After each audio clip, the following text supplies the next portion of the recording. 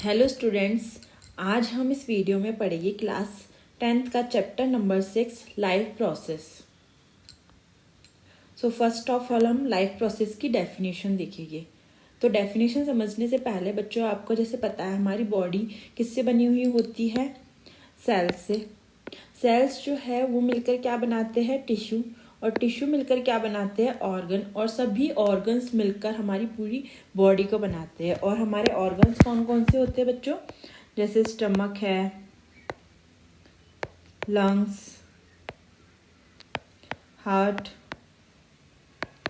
Kidney. तो ये सब क्या है? हमारे ऑर्गन्स है। और ये सभी मिलकर हमारी क्या बनाते हैं? पूरी बॉडी को बनाते हैं। तो अब हम इसकी डेफिनेशन पढ़ लेते हैं। The process, the basic function performed by living organism to maintain their life are called life process। और ये जो लिविंग ऑर्गेनिज्म है ये बेसिक फंक्शन परफॉर्म करते हैं जिससे हम एनवायरनमेंट में सर्वाइव कर पाते हैं और जीवित रह पाते हैं। इन अदर वर्ड में इसकी डेफिनेशन देख लेते हैं। All the process which together keep the living organism alive and perform the job of maintain of the body are called life process. और ये सभी लिविंग ऑर्गेनिज्म जो है एक साथ वर्क करते हैं। और ये लिविंग ऑर्गेनिज्म हर टाइम वर्क करते रहते हैं। जब हम सो रहे हैं, चल रहे हैं, उठ रहे, बैठ रहे, ये हर टाइम पर ये जो ऑर्गेनिजम्स है ये वर्क करते हैं जिससे हमारी बॉडी क्या करती है? मेंटेन रहती है। तो इस प्रोसेस को क्या कहते हैं? Life process. तो इस चैप्टर में हम फोर लाइफ प्रोसेसेस को पढ़ेंगे। जैसे आप देख सकते हैं, न्यूट्रिशन, रेस्पिरेशन, ट्रांसपिरेशन और एक्सक्रीशन। इन्हें हम एक एक करके डिटेल स्टडी करेंगे। सो इन ऑर्गेनिज्म को वर्क करने के लिए क्या चाहिए होती है? एनर्जी। और बच्चों, एनर्जी हमें कहाँ से मिलती है? फूड से। फूड से हमें क्या मिलती है? एनर्जी। और इस फूड को जो हम इंटेक करते हैं, यानी इस फूड को जब हम खाते हैं, तो इसे क्या बोलते हैं? न्यूट्रिशन।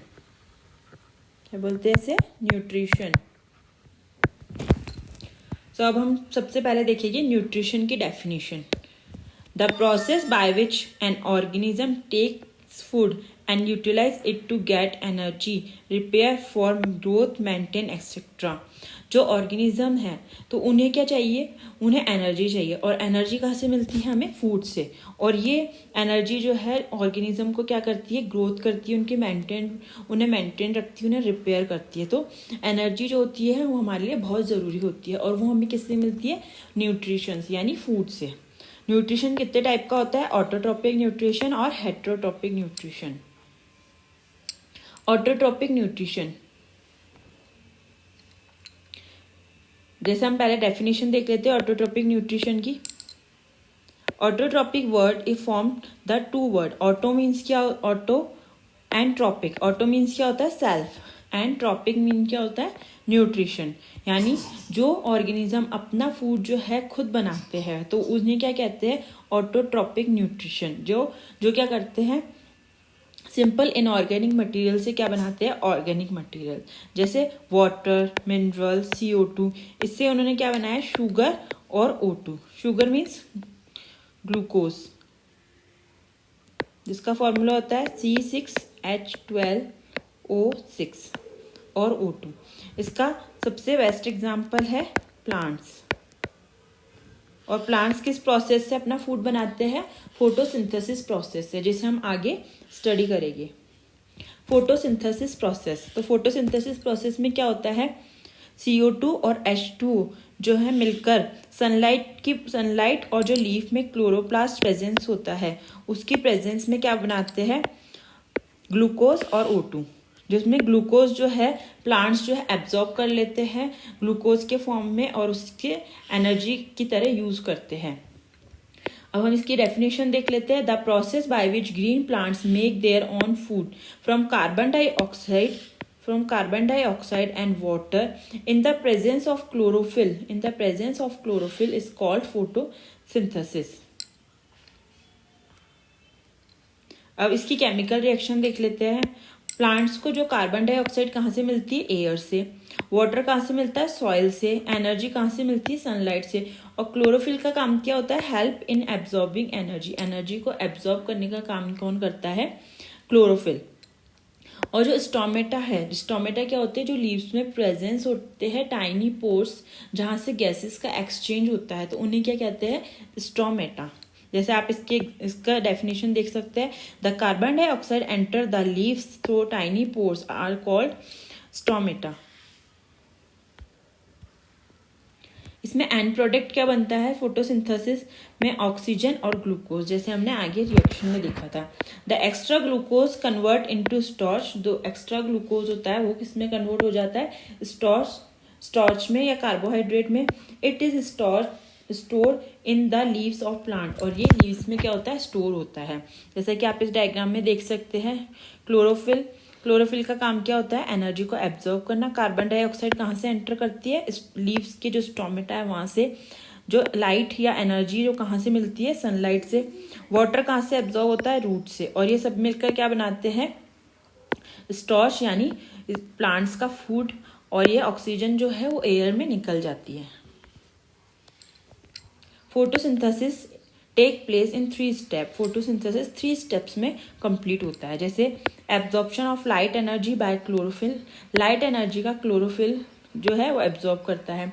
इसमें क्या होता है, कन्वर्जन हो जाता है लाइट एनर्जी का केमिकल एनर्जी में कन्वर्जन हो जाता है, जिससे क्या होता है, वाटर जो है स्प्लिट हो जाता है हाइड्रोजन और ऑक्सीजन में।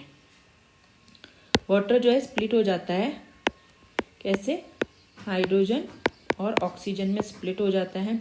और reduction of carbon dioxide into carbohydrates, और ऑक्सीजन, कार्बन डाइऑक्साइड का क्या होता है, रिडक्शन होता है। रिडक्शन किससे कहते हैं, या तो उसमें से CO2 या तो उसमें से ऑक्सीजन निकल जाए या हाइड्रोजन जुड़ जाए, तो CO2 जो है इसका क्या हो जाएगा, रिडक्शन हो जाएगा। और एंड प्रोडक्ट क्या बनेगा, glucose, C6H12O6 glucose.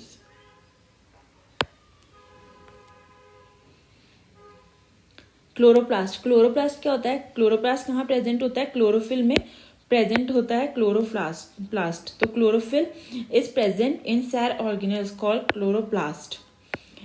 It is site of photosynthesis, और क्लोरोप्लास्ट में ही क्या होता है, फोटोसिंथेसिस प्रोसेस होता है। अब हम देखते हैं स्टोमेटा, और इसके अंदर कौन कौन से सेल्स होते हैं उन्हें पढ़ते हैं।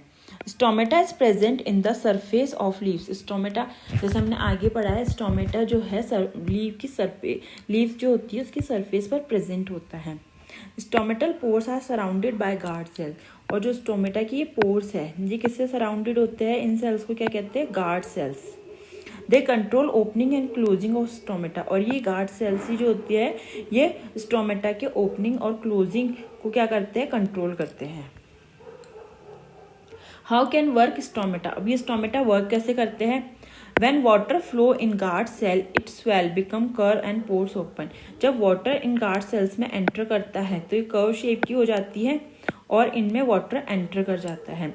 When it loses water, guard cell shrink, become straight and pores close. जब इनमें से पानी जो है वो निकल जाता है तो ये पोर्स होते हैं स्ट्रेट हो जाते हैं और ये श्रिंक हो जाते हैं गार्ड सेल्स, और जो स्टोमेटा है वो क्लोज हो जाते हैं।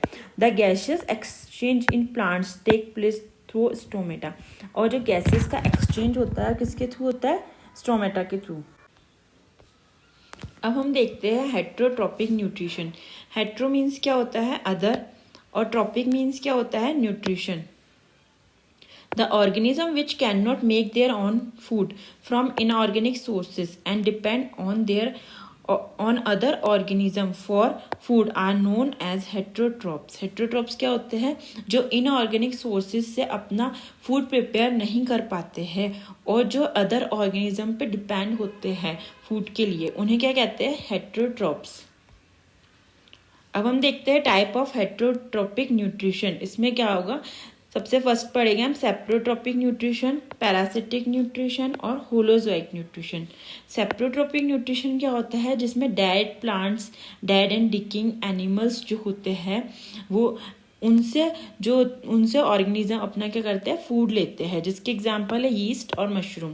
पैरासिटिक न्यूट्रिशन में क्या होता है, जो ऑर्गेनिज्म है वो दूसरे ऑर्गेनिज्म से बाहर से ही जो है फूड लेता है, जिस ऑर्गेनिज्म पे वो फूड के लिए डिपेंड होता है उसे कहते हैं होस्ट।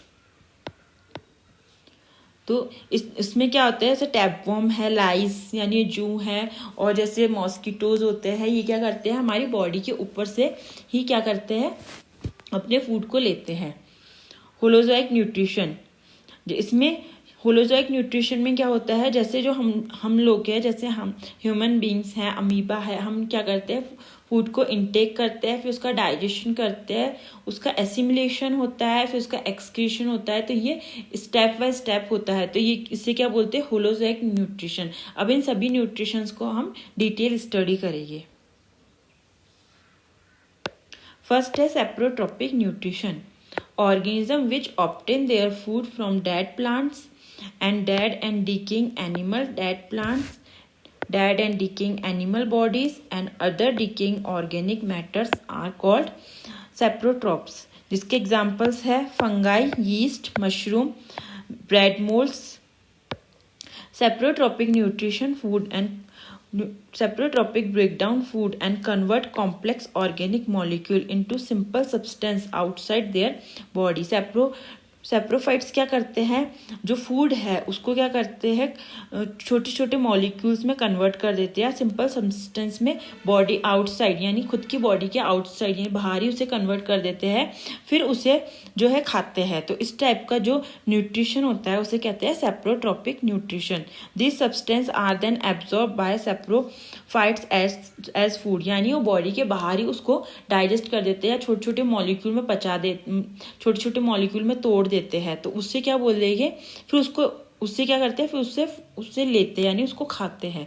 ये बॉडी के बाहर ही वो सारा प्रोसेस कर देते हैं और फिर उसको खाते हैं। तो इसे क्या बोलते हैं, saprophytes.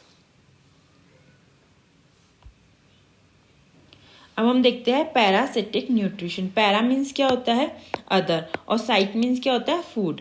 A parasite is an organism which feeds and another living organism calls its host. जो पैरासाइट्स होते हैं वो क्या करते हैं, जिस ऑर्गेनिज्म से फूड लेते हैं उसे क्या बोलते हैं, होस्ट। और जो पैरासाइट है यानी वो जो ऑर्गेनिज्म से फूड ले रहे हैं, जैसे आप देख सकते हैं ये होस्ट बॉडी है और ये जो है ये समझ लीजिए ये है पैरासाइट, और ये होस्ट बॉडी यानी जिससे ये फूड ले रहे हैं। तो इस तरह से क्या हो गई, ये बॉडी क्या हो गई, होस्ट, जिससे फूड ले रहे हैं, और इस होस्ट बॉडी को ये नुकसान भी पहुंचाते हैं। द होस्ट में बी प्लांट और एनिमल, और ये होस्ट जो है वो प्लांट भी हो सकते हैं और एनिमल्स भी हो सकते हैं। Parasite mode of nutrition observe in several fungi, bacteria, few plants like cuscuta, अमरबेल। जैसे आप देख सकते हैं ये जो है जिसके ऊपर ये मूव कर रही है, या फिर ये इसके ऊपर जिस पे राउंड कर रही है, तो ये जो अमरबेल हो गई, ये क्या है, ये पैरासाइट है। और ये जिस पे ये राउंड कर रही है, तो ये इस बॉडी को क्या बोलेगी, इस बॉडी को होस्ट बॉडी बोलेगी। तो ये प्लांट्स में भी होता है ऐसा। Some animal like plasmodium, round worms, tapeworm, जैसे राउंड वर्म्स है, टैपवर्म्स है, ये हमारे इंटेस्टाइन में रहते हैं, वहाँ से फूड लेते हैं और हमारी बॉडी को नुकसान पहुँचाते हैं, उससे हमें डिजीज़ भी हो जाती है। उसी तरह से माइक्रो ऑर्गेनिज्म प्लाज्मोडियम है जो कि मलेरिया करता है, वो एक पैरासाइट है और मच्छर से होता है। जब मच्छर हमारी बॉडी पे काटता है और फिर उससे हमें क्या हो जाती है, डिजीज़ हो जाती है। तो ये इस तरह का न्यूट्रिशन क्या होता है, पैरासिटिक न्यूट्रिशन। अब हम पढ़ेंगे holozoic nutrition. Holozoic nutrition is a type of heterotrophic mode of nutrition which involves the intake of complex organic food material into the body using the process of ingestion। इसमें क्या होता है, इसमें complex organic food material को हम जो है खाते हैं और उसके बाद जो आगे प्रोसेसेस होती है, in this nutrition the food is slowly broken down into small particle. इसमें क्या होता है, फूड जो है स्मॉल पीसेस में ब्रेक डाउन होता है, उसे हम क्या कहते हैं, digestion. Once the useful particle are absorb, और जो यूजफुल पार्टिकल्स होते हैं वो एब्जॉर्ब कर लेती है बॉडी, और जो अनइम्पॉर्टेंट पार्टिकल्स होते हैं उन्हें बॉडी क्या करती है, एलिमिनेट कर देती है, जिसे क्या बोलते हैं, एक्सक्रीशन। इसका एग्जाम्पल है अमीबा और ह्यूमन्स। अब हम देखेंगे न्यूट्रिशन इन अमीबा। अमीबा में न्यूट्रिशन कैसा होता है। The mode of nutrition in amoeba following the various step of nutrition are ingestion, digestion absorption, assimilation and excretion. How occur nutrition in amoeba? तो इस तरह से क्या होता है, ये 5 स्टेप्स होते हैं न्यूट्रिशन के. Ingestion, digestion. इंजेशन यानी जब हम फूड को अंदर ले रहे हैं, वो अंदर जाने के बाद फूड का क्या होता है, डाइजेशन होता है. डाइजेशन होने के बाद क्या होता है, जो इम्पोर्टेंट जो फूड मटेरियल होता है वो हमारी बॉडी क्या करती है, एब्जॉर्ब कर लेती है. एसिमिलेशन होता है हमारी, वो पूरी बॉडी के अंदर जो है ट्रांसपोर्ट होता है. और जो अनयूजफुल जो फूड है या अनयूजफुल जो पार्टिकल्स है वो क्या होते हैं, एक्सक्रीशन से बाहर निकल जाते हैं. How occur nutrition in amoeba? When amoeba comes in contact with food particles, send out temporary finger-like extension. जब अमीबा फूड के कांटेक्ट में आती है तो वो क्या करती है, फिंगर लाइक एक्सटेंशंस अपनी बॉडी से बाहर निकालती है. अपनी बॉडी की जो सेल सरफेस है उसे क्या बोलते हैं, pseudopodia. Which forming a food cup, जो कि क्या फॉर्म करती है, food cup. This process is ingestion, यानी फूड को इस तरह से अंदर लेती है, उसे क्या बोलते हैं, ingestion. Then when the tips of encircling pseudopodia touch each other, food is encaptured into a bag called food vacuole. This is digestion. और ये क्या करती है, स्यूडोपोडिया क्या करते हैं, फूड को अंदर ले लेते हैं और बैग लाइक स्ट्रक्चर बना देते हैं, उसे बोलते हैं फूड वैक्यूल. जिसमें क्या करते हैं, जो है डाइजेस्टिव जूस को डालते हैं जिससे फूड को डाइजेस्ट करते हैं. तो ये स्टेप क्या हो गया, digestion. The food vacuole serve a temporary stomach. और ये फूड वैक्यूल जो बनती है तो ये क्या बनाएगी, एक temporary stomach secreting digestive juice. और ये जो टेम्पररी स्टमक है इससे डाइजेस्टिव जूस जो है वो सीक्रेट होते हैं.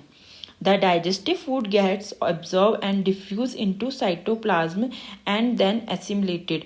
और ये जो डाइजेस्टिव जूस और ये जब एब्जॉर्ब हुआ है फूड, ये कहाँ जाता है, साइटोप्लाज्म में जाता है. और साइटोप्लाज्म से ये पूरी बॉडी में एसिमिलेटेड होता है, यानी पूरी बॉडी में ट्रांसपोर्ट होता है. The process of elimination of undigested food is called egestion, यानी एक्सक्रीशन हो जाता है. जो अनडाइजेस्टिव फूड है उसको ये बॉडी से बाहर निकालते हैं. उसी तरह से अपनी सरफेस पे से जो है एक एनस लाइक स्ट्रक्चर बनाते हैं और जो फूड है, जो अनएब्जॉर्ब फूड है उसे एक्सक्रीशन से बाहर निकाल देते हैं. तो ये हुआ बच्चों अमीबा के अंदर न्यूट्रिशन. अब हम देखते हैं ह्यूमन में न्यूट्रिशन. Nutrition in human. तो ह्यूमन में न्यूट्रिशन कैसे होता है, एलिमेंट्री कैनाल और डाइजेस्टिव जूस. एलिमेंट्री कैनाल और डाइजेस्टिव जूस मिलकर क्या बनाते हैं, हमारा न्यूट्रिशन को कंप्लीट करते हैं. और जिसमें क्या क्या प्रोसेस होते हैं जो हमने अमीबा में पढ़े थे, वही प्रोसेस हम में भी होते हैं. इंजेशन, डाइजेशन, एब्जॉर्प्शन, एसिमिलेशन और एक्सक्रीशन. इन्हें हम आगे एक एक करके पढ़ेंगे. तो फर्स्ट ऑफ हम देखते हैं एलिमेंट्री कैनाल. एलिमेंट्री कैनाल क्या होती है, तो ये जो माउथ से लेके जो स्टमक तक ये जो आपको फूड पाइप दिख रही है, तो ये क्या होगा, ओसोफेगस होगा. ये क्या है, हमारा माउथ है. और जो ये माउथ से लेकर जो ये स्मॉल इंटेस्टाइन, लार्ज इंटेस्टाइन तक का पार्ट है, ये क्या कहलाता है, हमारी पूरी एलिमेंट्री कैनाल कहलाती है. जिसमें क्या क्या आता है, जैसे माउथ है, माउथ में क्या आएगा, टीथ, टंग, सलाइवरी ग्लैंड्स और ये आएगा. ओसोफेगस क्या होगा, माउथ से लेकर ये जो फूड पाइप दिख रही है आपको जो स्टमक तक जा रही है, तो ये वाली ये क्या होगा, एसोफेगस. स्टमक, जैसे ये जे शेप्ड ऑर्गन दिख रहा है आपको, ये क्या है, स्टमक. स्मॉल इंटेस्टाइन, ये स्मॉल इंटेस्टाइन जिसमें क्या कौन कौन से जूस सीक्रेट्स होते हैं, बाइल जूस, पैंक्रियाटिक जूस. और स्मॉल इंटेस्टाइन के बाद फूड कहाँ जाता है, लार्ज इंटेस्टाइन में. तो ये पूरी हुई हमारी एलिमेंट्री कैनाल जिसमें डाइजेस्टिव जूस ऐड होते हैं और हमारा न्यूट्रिशन जो है ह्यूमन बॉडी में कंप्लीट होता है. अब हम इसे एक एक करके स्टडी करेंगे. फर्स्ट स्टेप क्या होता है, इंजेशन. इंजेशन मतलब क्या होता है, in human being food is ingested through the mouth से हम फूड को लेते हैं. The food put into the mouth with the help of hand. और फूड को हम माउथ में कैसे रखते हैं, हैंड्स की हेल्प से. तो इसे क्या बोलते हैं, इंजेशन, यानी जब हम फूड को इनटेक कर रहे हैं.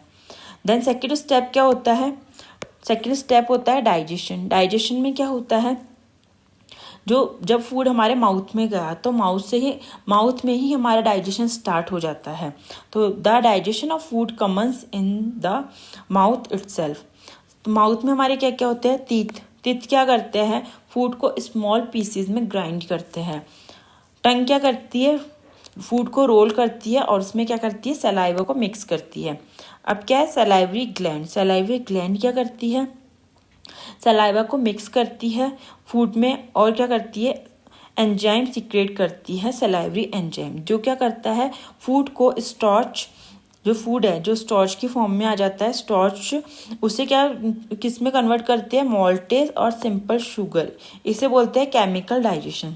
The digestion of food incomplete in mouth, अभी ये फूड पूरा डाइजेस्ट नहीं हुआ है माउथ में, अभी ये इसमें सेमी सॉलिड में चेंज हो गया है फूड, तो इस फूड को क्या बोलते हैं हम, बॉल्स। अब हम देखते हैं ऑसोफेगस, जो स्लाइटली डाइजेस्टिव फूड है वो हमारे माउथ से कहाँ आता है, फूड पाइप में आता है, और ये फूड पाइप को क्या बोलते हैं, इस फूड पाइप को क्या बोलते हैं, oesophagus.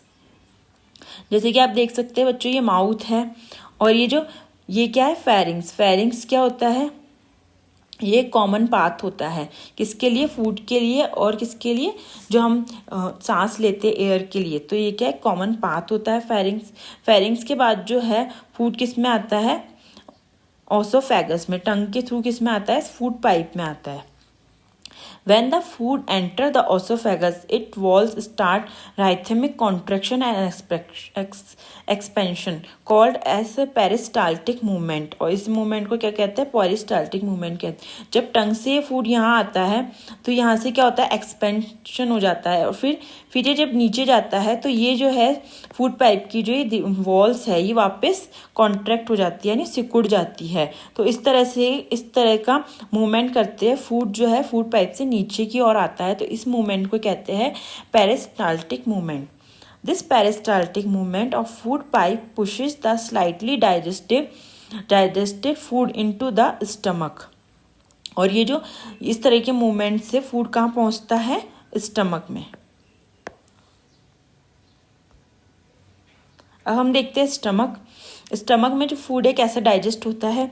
The stomach is a J shaped organ present on the left side of the abdomen, और ये कहाँ प्रेजेंट होता है, एब्डोमेन के लेफ्ट साइड में। The stomach wall contains 3 tubular glands in it walls which secret gastric juice, जो stomach की walls है वो क्या सीक्रेट्स करती है, गैस्ट्रिक जूस, और इस गैस्ट्रिक जूस में कौन कौन से 3 सब्सटेंसेस होते हैं, हाइड्रोक्लोरिक एसिड, एंजाइम पेप्सिन और म्यूकस। अब हम इनके वर्क देख लेते हैं। हाइड्रोक्लोरिक एसिड क्या करता है, हाइड्रोक्लोरिक एसिड जो है वो एसिडिक मीडियम प्रोवाइड करता है। क्यों, क्योंकि जो एंजाइम पेप्सिन है वो एसिडिक मीडियम में ही वर्क करता है, और ये क्या करता है किल, बैक्टीरिया को किल करता है। जो बैक्टीरिया फूड के साथ हमारी स्टमक में पहुंच गया है तो उसे एचसीएल क्या करता है, किल करता है। और जो पेप्सिन है ये क्या करता है, प्रोटीन का डाइजेशन करता है, यानी प्रोटीन को किसमें चेंज करता है, प्रोटीन्स को एमिनो एसिड में, प्रोटीन को एमिनो एसिड में चेंज करता है। और म्यूकस क्या करता है, म्यूकस कर the help of protect the stomach wall, ये क्या करता है, स्टमक की जो वॉल है उसको क्या करता है, प्रोटेक्ट करता है।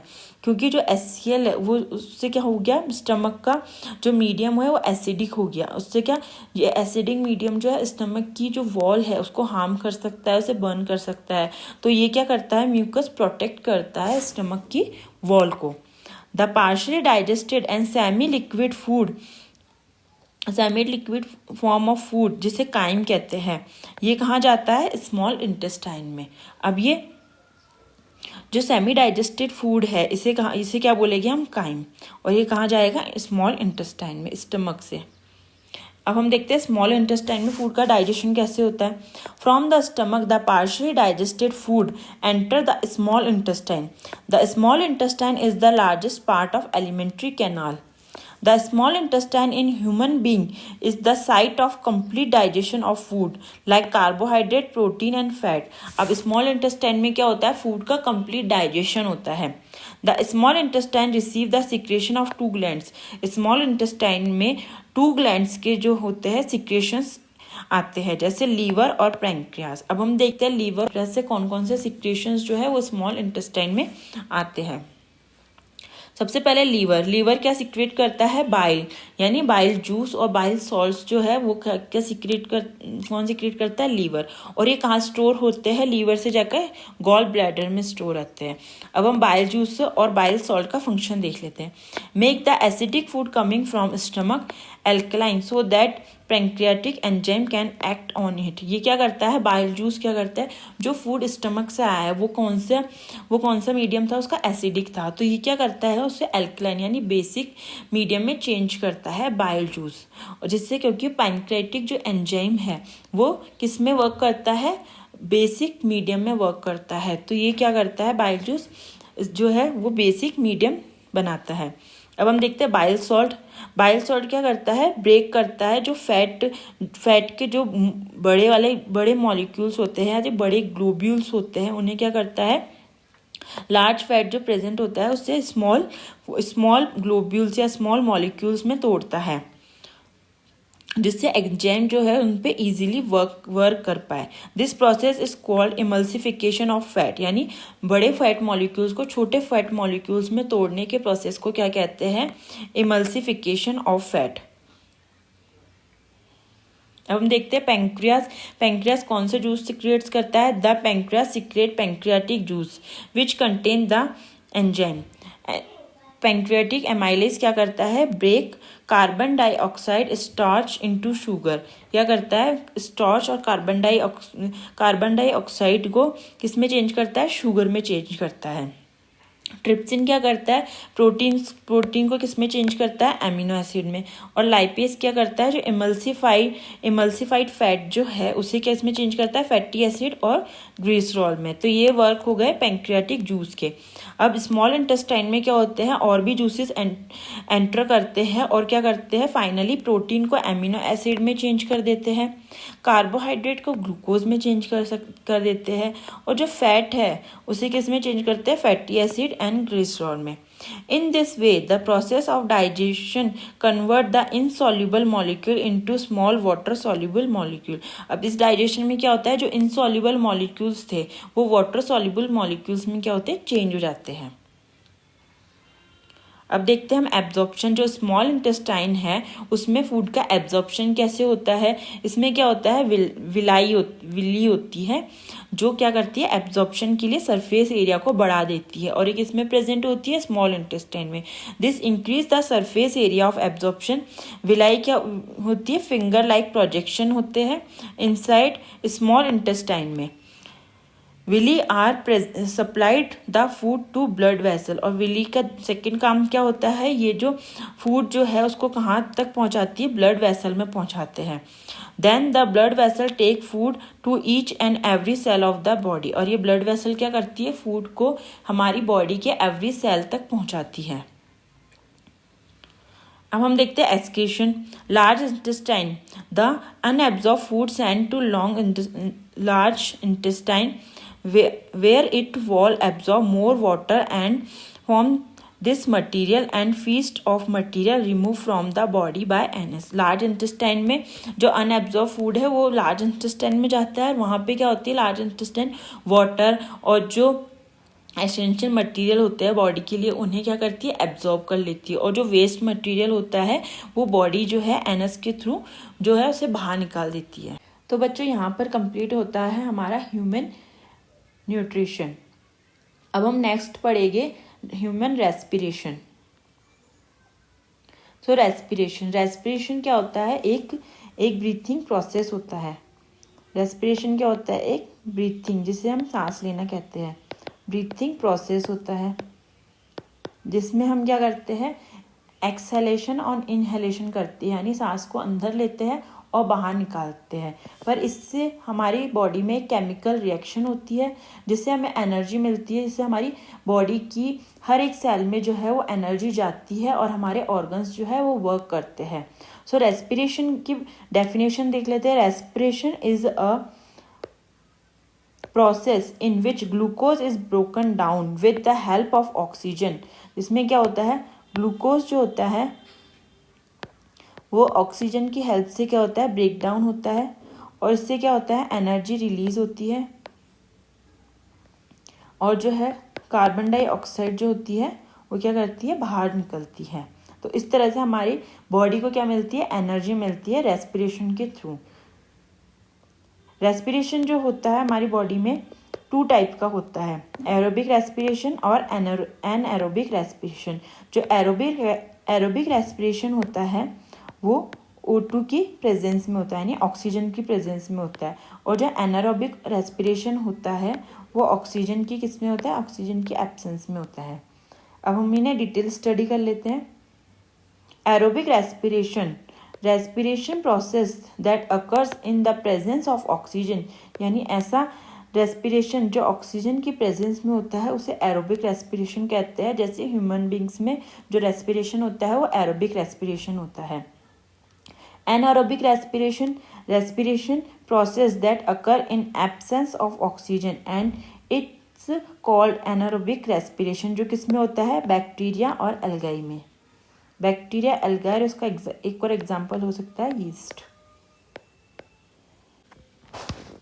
तो बच्चों अब एनारोबिक और एरोबिक रेस्पिरेशन जो है उसमें जो ग्लूकोज है वो पायरूवेट में चेंज होता है। तो इसमें जो है ये एक प्रोसेस जो होता है सेम होता है। एनारोबिक और एरोबिक रेस्पिरेशन में जो ग्लूकोज है वो किस में चेंज होगा, वो पायरूवेट में चेंज होगा।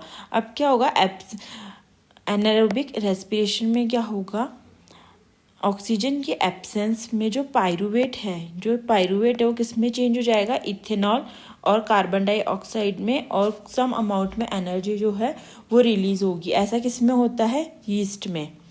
अब जो है ऑक्सीजन की जब कमी हो जाती है, यानी जब ऑक्सीजन कम होती है, तब पायरूवेट किस में चेंज होता है, लैक्टिक एसिड और एनर्जी में। ऐसा किस में होता है, हमारी मसल सेल्स में। और जब ऑक्सीजन की प्रेजेंस होती है तो पायरूवेट जो है कार्बन डाइऑक्साइड, वाटर और जो एनर्जी है वो बहुत ज़्यादा अमाउंट में रिलीज होती है। तो ऐसा किस में होता है, सेल के माइटोकॉन्ड्रिया में। तो अब इन्हें हम डिटेल स्टडी करेंगे इन प्रोसेस को। तो ये जो दोनों प्रोसेस है ये ऑक्सीजन की एब्सेंस में होते हैं, जिन्हें एनारोबिक रेस्पिरेशन कहते हैं, और ये जो प्रोसेस है ये ऑक्सीजन की प्रेजेंस में होता है, इसलिए इसे एरोबिक रेस्पिरेशन कहते हैं। अब जैसे आप देख सकते हैं कि दोनों ही रेस्पिरेशन में क्या फॉर्म हुआ था, पायरूवेट फॉर्म हुआ था।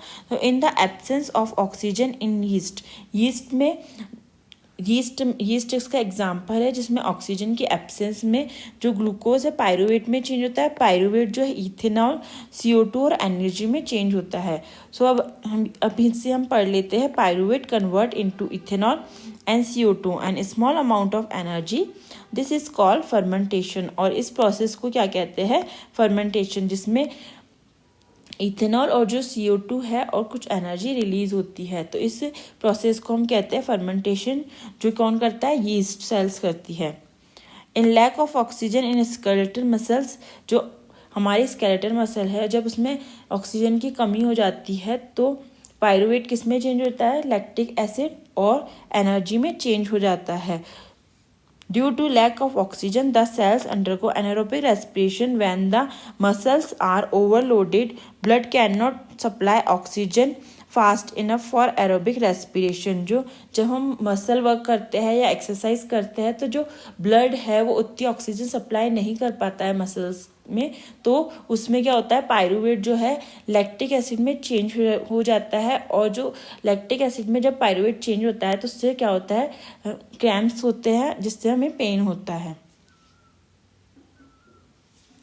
इन प्रेजेंस ऑफ ऑक्सीजन, अब ऑक्सीजन की प्रेजेंस में क्या होता है, पायरूवेट किस में चेंज हो जाता है, CO2, वाटर, और जो एनर्जी है वो आप देख सकते हैं कि एनर्जी कितनी ज़्यादा रिलीज हुई है, 38 मॉलिक्यूल्स जो है ATP के 38 मॉलिक्यूल्स जो है वो रिलीज होते हैं। In aerobic respiration ATP formed, hence the ATP made available as much greater than in the case of anaerobic respiration। और जो एनर्जी ये रिलीज होती है तो ये रिलीज होती है ATP की फॉर्म में। ATP का जो फुल फॉर्म होता है वो होता है adenosine triphosphate.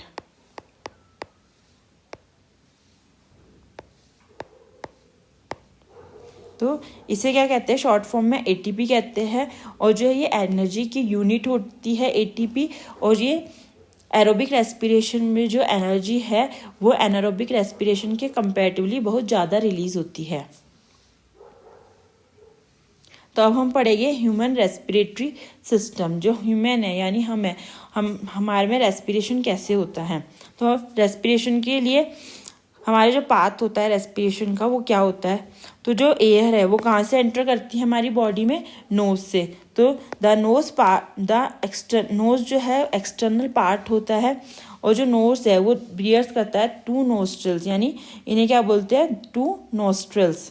The hair present in nostrils, nostrils में क्या होता है हेयर प्रेजेंट होता है, जो कि हेयर जो होते हैं वो क्या करते हैं हमारी बॉडी में बैक्टीरिया और जो डस्ट पार्टिकल्स है उन्हें जाने से रोकते हैं। The 2 nostrils open into pair of nasal chamber, और ये नोस्ट्रिल्स है ये कहाँ ओपन होते हैं, ये नेजल चैम्बर में ओपन होते हैं। अब ये जो नेजल चैम्बर है, नेजल चैम्बर के पास क्या होता है फेरिंग्स, ये कहाँ होता है माउथ के पीछे। जैसे आप देख सकते हैं ये क्या है फेरिंग्स है। It is common passage for food और एयर, और ये क्या है कॉमन पैसेज होता है फूड के लिए और एयर के लिए। उसके बाद क्या होता है ये होता है लैरिंग्स। लैरिंग्स जो होता है इसे वॉइस बॉक्स भी कहते हैं। यहाँ से हमारी जो है वॉइस जो है जब एयर हमारी बॉडी में जाती है तो उससे क्या होता है ये जो हमारे वोकल कॉर्ड्स है यहाँ पर क्या प्रेजेंट होते हैं, वॉइस बॉक्स में वोकल कॉर्ड्स प्रेजेंट होते हैं, तो उसमें वाइब्रेशन होता है और जो हमारी वॉइस है वो निकलती है। तो ये क्या होता है लैरिंग्स। लैरिंग्स के आगे ये क्या है ट्रैकिया, और ट्रैकिया जो है ट्रैकिया के जब एयर जो है नोस्ट्रल से होकर फेरिंग्स में आती है, फेरिंग्स के बाद लैरिंग्स में आती है, उसके बाद ये एयर ट्रैकिया में जाती है। और ट्रैकिया के चारों ओर जो ये स्ट्रक्चर देख रहे हैं चारों ओर सी लाइक स्ट्रक्चर है, इसे क्या बोलते हैं कार्टिलेज कहते हैं, जो ट्रैकिया को क्या करती है कोलैप्स होने से बचाती है, यानी पिचकने से बचाती है। अब ये जो ट्रैकिया है ये क्या करते हैं लंग्स फर्दर डिवाइड हो जाती है दोनों लंग्स में, जिन्हें क्या बोलते हैं, जिन्हें कहते हैं bronchi. The trachea down the neck and divided into 2 smaller tube called bronchi, और ये क्या करती है इन्हें क्या बोलते हैं ब्रोंकाई। और ये ब्रोंकाई जो है फर्दर जो है और पार्ट्स में डिवाइड हो जाती है, इन्हें क्या बोलते हैं ब्रोंकियोल्स। और ये जो ब्रोंकियोल्स होते हैं ये क्या बनाते हैं, ब्रोंकियोल्स जो होते हैं जिसका एंड वाला पार्ट जो होता है वो क्या बनाते हैं एल्वुलाई। और एल्वुलाई जैसे आप देख सकते हैं बैग लाइक स्ट्रक्चर है, और ये एल्वुलाई क्या करते हैं सरफेस एरिया को बढ़ाते हैं गैसेस के एक्सचेंज के लिए। तो जो एल्वुलाई की ये जो छोटे छोटे दिख रहे हैं एल्वुलाई की जो वॉल्स होती है ये क्या होती है बहुत ही थिन होती है, यानी बहुत पतली होती है, और ये चारों तरफ से इनके चारों तरफ किससे घिरी हुई होती है, ब्लड वेसल्स से गैसेस के एक्सचेंज के लिए। In it alveoli that oxygen is taken into the body and carbon dioxide is eliminated। तो ये जो ब्लड वेसल्स इसके चारों ओर घिरी हुई होती है वो क्या करती है ऑक्सीजन लेती है एल्वुलाई से, पूरी बॉडी में ऑक्सीजन पहुंचाती है, और ये ब्लड वेसल्स जो है एल्वुलाई तक क्या करती है कार्बन डाइऑक्साइड को लेकर आती है, जिससे कार्बन डाइऑक्साइड हमारी बॉडी से बाहर निकलती है। और इस ऑक्सीजन को कैरी कौन करता है हीमोग्लोबिन, जिसे हम आगे ट्रांसपोर्टेशन पार्ट में पढ़ेंगे। Lungs these are primary organ of respiration, ये रेस्पिरेशन का प्राइमरी ऑर्गन है। लोकेटेड 2 साइड्स ऑफ हार्ट, ये हार्ट के दोनों साइड पे प्रेजेंट होता है। This transport oxygen the atmosphere into the blood and release CO2 from blood to atmosphere. ये क्या करते हैं एटमोसफियरिक ऑक्सीजन को हमारी बॉडी के जो है हर एक सेल तक पहुंचाते हैं, और जो हमारी बॉडी से जो CO2 है वो क्या करते हैं बाहर निकालते हैं। The lungs are a pair of spongy and elastic organ formed by air sacs, और ये जो लंग्स होते हैं ये किसके बने हुए होते हैं स्पॉन्जी होते हैं, इलास्टिक होते हैं, इलास्टिक ऑर्गन होते हैं। और इसमें क्या होता है जैसे अभी हमने पढ़ा था इसमें एयर सेक्स यानी एल्वुलाइस होती है, ब्रोंकाइस होती है, और ये ब्लड वेसल्स होती है इसके अंदर जो क्या करती है गैसेस के एक्सचेंज में हेल्प करती है। तो यहाँ पर फिनिश होता है हमारा ह्यूमन रेस्पिरेशन। अब हम पढ़ेंगे रेस्पिरेशन इन प्लांट। तो बच्चों प्लांट्स भी है जो ह्यूमंस की तरह क्या करते हैं, रेस्पिरेशन करते हैं। और प्लांट्स अब हम देख लेते हैं प्लांट्स में कौन कौन से पार्ट्स जो होते हैं वो रेस्पिरेशन करते हैं। Plants also use oxygen and release carbon dioxide during respiration. All parts of plants, root, stem and leaves respire individually. यानी जो लीफ है, जैसे मैंने आपको स्टार्टिंग में बताया था फोटोसिंथेसिस प्रोसेस में कि जो लीफ है वहाँ से क्या होता है, गैसेस का एक्सचेंज होता है। तो लीफ में गैसेस का एक्सचेंज कौन करता है, स्टोमेटा। स्टेम में क्या करते हैं, लेंटिकल्स स्मॉल हेयर्स होते हैं स्टेम पे, वो उससे क्या होता है, गैसेस का एक्सचेंज होता है। रूट्स के अंदर जो हेयर्स होते हैं, जैसे आप ये देख सकते हैं रूट्स में जो हेयर है यहाँ से क्या होता है, गैसेस का एक्सचेंज होता है। तो प्लांट्स में भी ह्यूमन की तरह ही रेस्पिरेशन होता है, इसमें भी ग्लूकोज और CO2 जो है वो यूज़ होता है और एनर्जी और CO2 जो है बाहर निकलते हैं। तो बच्चों यहाँ हमारा कंप्लीट होता है रेस्पिरेशन वाला पार्ट। अब हम नेक्स्ट वीडियो में पढ़ेंगे ट्रांसपोर्टेशन और एक्सक्रीटरी सिस्टम।